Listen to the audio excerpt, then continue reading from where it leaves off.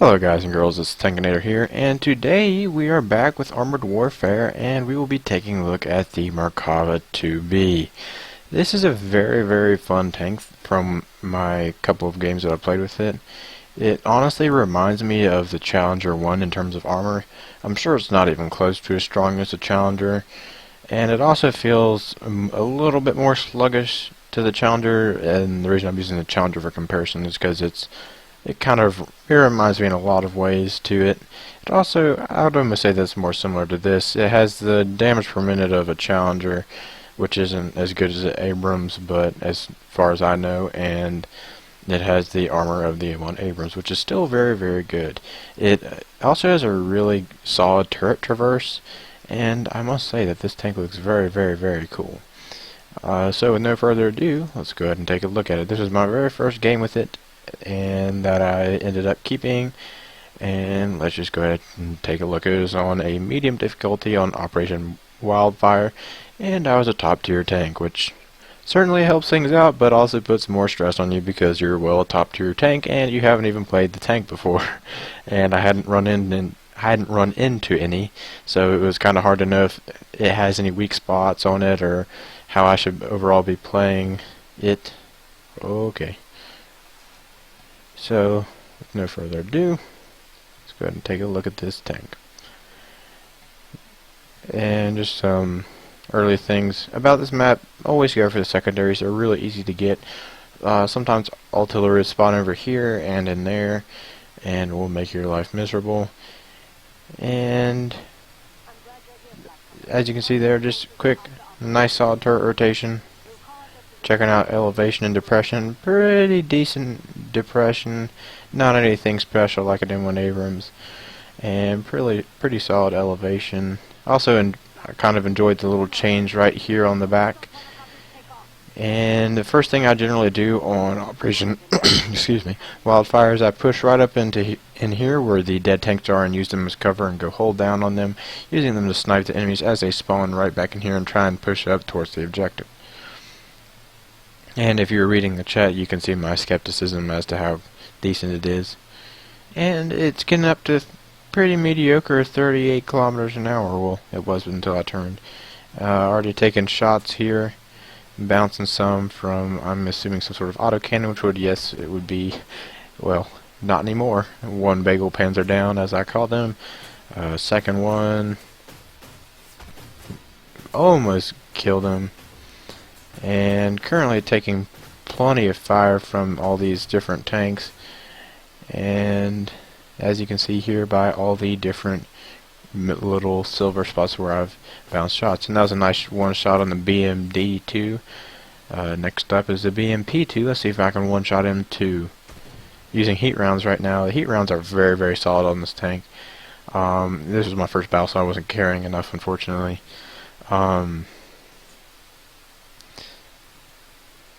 So still just holding here. I'm pretty sure I had been spotted at this point. The little yellow icon had popped up, and starting to be kind of skeptical if there was anybody there. So I decide I'm going to head over to this portion of the map where there are currently guys spawning. Oh, and there we go. Right as I turned around to drive away, a stingray pops up. So I put 2 rounds into him, another solid heat round, 536 damage, and I'm currently pushing, well, I was about to push back to the objective. It'll almost be pointless at this point, which I should have realized. A little bit of a misplay here.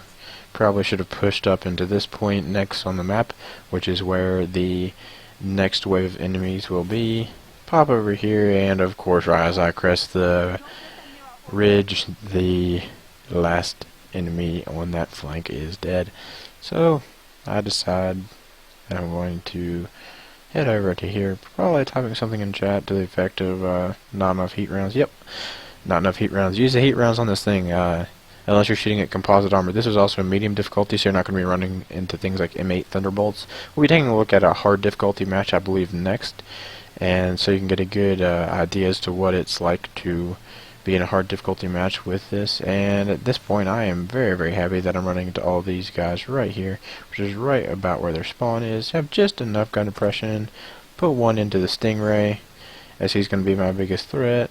At this point, I still have only taken around 30 or so damage, 32 to be exact damage, all from high explosive rounds from an autoloader. Just bounced 2 more, probably from the Stingray and the Chieftain or the Starship.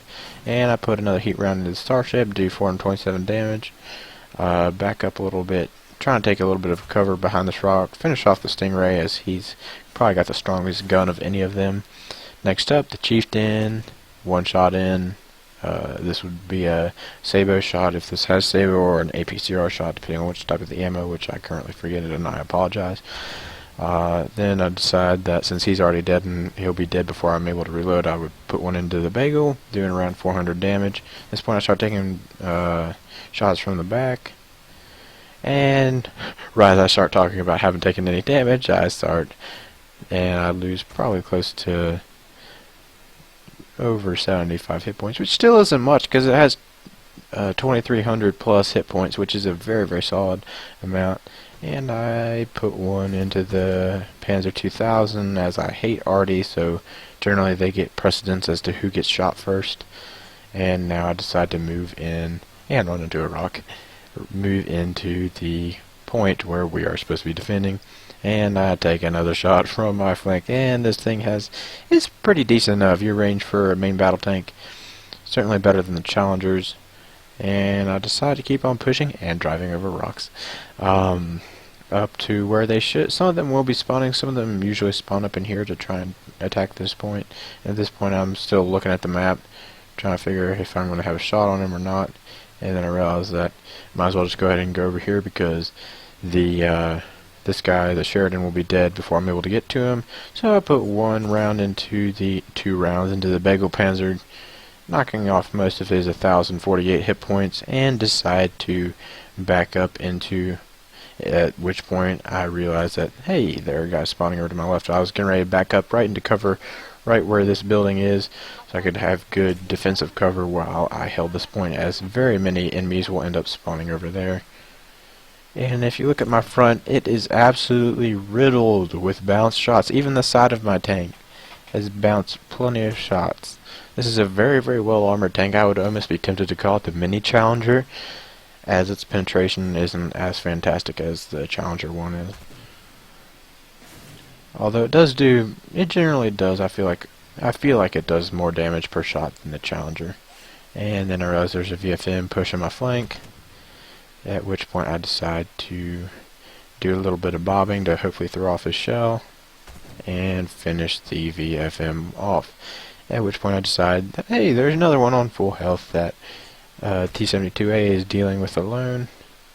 And then I realize that there's a guy on my very, very front, and well, he's going to get to me before the VFM will, and the VFM is focusing on the T-72A, and the T-72A is fine, so I'm freed up to deal with the Bagel.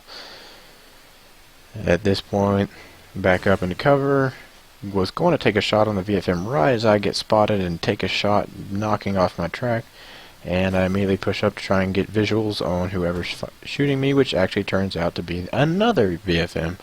In these medium difficulties, they like to throw a lot of VFMs and Stingrays at you, along with a lot of Bagels too. Yep, Bagel, Stingray. Or else that was a VFM over there.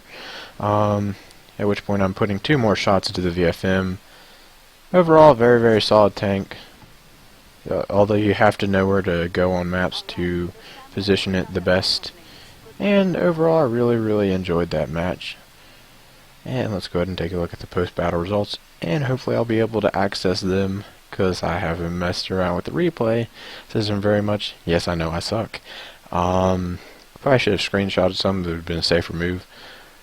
But let's go ahead and hope that we actually have the post-battle results. And next up, after we take a look at the results, if we can, we will take a look at what it's like to drive the Merkava IIB into a hard difficulty match. So far, with the very first game down, I really, really enjoyed this tank. Honestly, though, I would recommend not buying it. I would just recommend battle hardening the Challenger 1. And it doesn't look like we can access the results. Basically, I ended up being top of the team and done around 8,000 damage. Fairly solid game for the Merkava. Actually, no, I think it was 10,000. We'll pretend like it's 10,000. Now let's go ahead and take a look at the Merkava IIB on what I believe is a hard difficulty.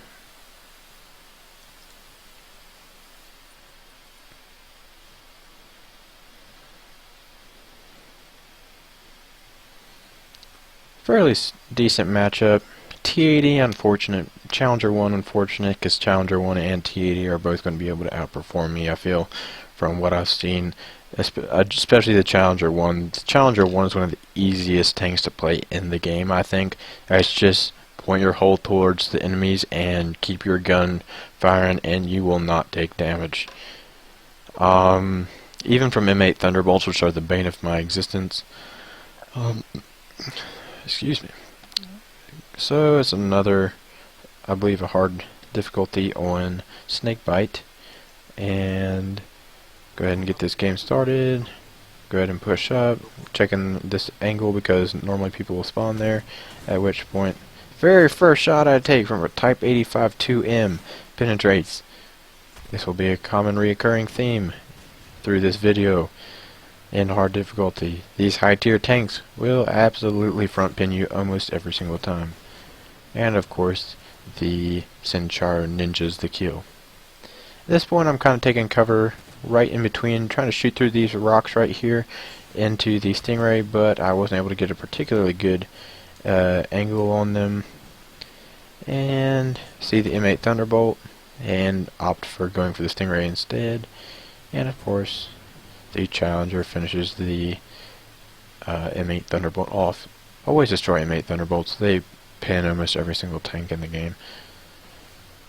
They're pains in the butt to deal with. Miss a phenomenally bad, what should have been an easy shot, and on the T-72A there, this wasn't too good of a game. At this point, I start loading heat rounds, and I'm trying to just get as much damage in. 307 damage. I was kind of surprised, honestly, when I was playing this that it low rolled that much. Then I opt for loading armor piercing, and of course, right then I can't get a shot on the M1A1. And then I realized that the Challenger 1 was going to be holding my flank off, and opt for keeping on trying to shoot the M1A1 Abrams, but am not actually seeming to pin him until now. They're 360 damage basically. Now I'm reversing up the hill, keeping my front towards the enemy, and of course the Type 90-2 is able to ninja the kill. And back up, heat round into the M8 Thunderbolt. Keep on reversing because he's still focused on the Challenger. Another heat round, 492 damage. Heat rounds on this thing are very amazing. I would recommend sticking to medium difficulty with this tank, as that's just, well, easier. And then I roll over the secondary objective. Going to push up this hill. This tank is not the fastest by any stretch of the imagination. I feel like the Challenger's honestly, that was kind of weird. That map glitch, if you saw where the one of the paladins was like whoosh. Next shot, Leopard 2A6. And at this point he's turning his turret to look at me, which is not good. And for whatever reason, he only did 83 damage. But hey, as long as you're not doing full damage to me, I ain't complaining. The next shot into the M8 Thunderbolt, and then I decide to push this flank, which I kind of enjoy because I believe they redid this recently to add this other flanking route to the Snakebite map. And I miss another easy shot on a T80. Try to angle just the slightest bit, and of course, right as I angle, 413 damage knocked off of me right by that T80. And doing a little bit of wiggle to hopefully throw off his aim.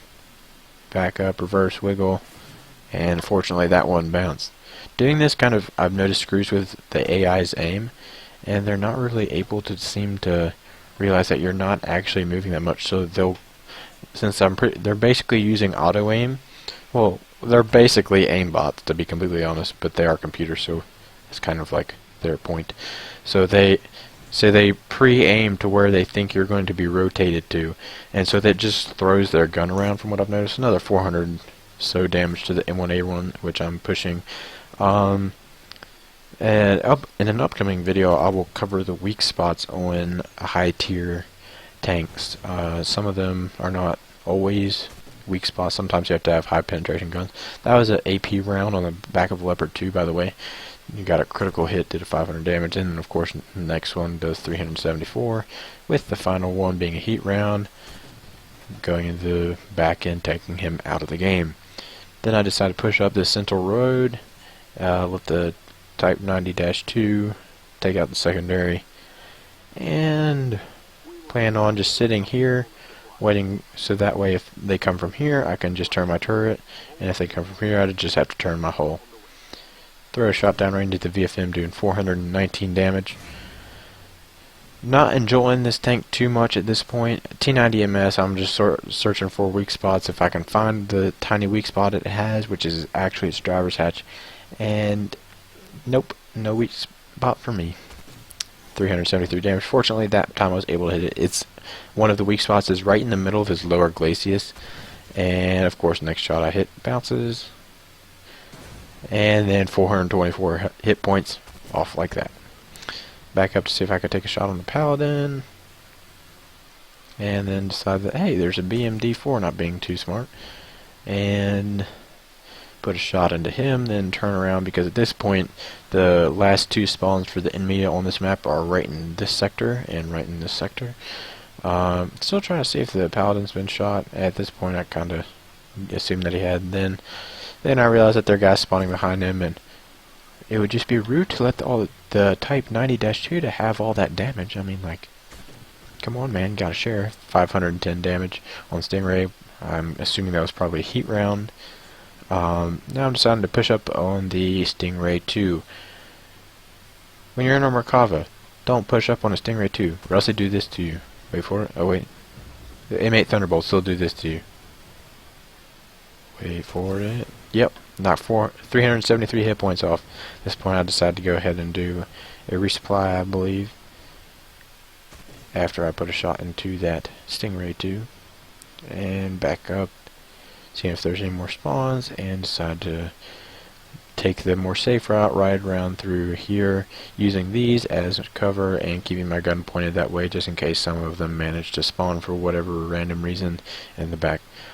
And as you can see here, these little things hanging off the back, those are actually changed. I kind of wish that they swayed about, but it's not a huge deal. Doesn't change how the tank plays at all. So ended up winning this match. Probably, I believe I was dead last on the team, to be completely honest. Did like 7,000 damage. Wasn't too great of a game. Would only recommend taking out the Merkava 2B on medium difficulties. It's the way it's going to be easiest. Upcoming videos, I'll probably end up doing weak spots on high tier main battle tanks, aka stuff like the M1A1 and M1A2, the T90 series, well, the T series in general, and the Leopards and such. So I hope you guys enjoyed this video. Please leave a like, comment down below, subscribe if you're not subscribed, and I'll see you in the next one.